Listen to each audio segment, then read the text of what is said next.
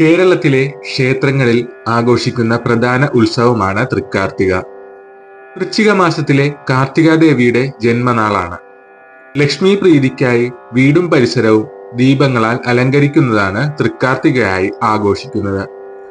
മഹിഷാസുര നിഗ്രഹം കഴിഞ്ഞ് വരുന്ന ദേവിയെ സ്തുതിക്കുന്നതാണ് തൃക്കാർത്തികയായി ആഘോഷിക്കുന്നത് എന്ന് ദേവീപുരാണത്തിൽ പറയുന്നു.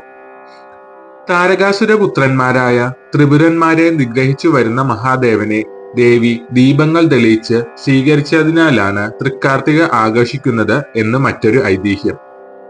ഇതുകൂടാതെ യശോദയുടെ മകളായി പിറന്ന മായാദേവിയുടെയും ലക്ഷ്മി ദേവിയുടെയും തുളസി ദേവിയുടെയും ജന്മനാളായും വൃശ്ചിക മാസത്തിലെ തൃക്കാർത്തിക കൊണ്ടാടുന്നു.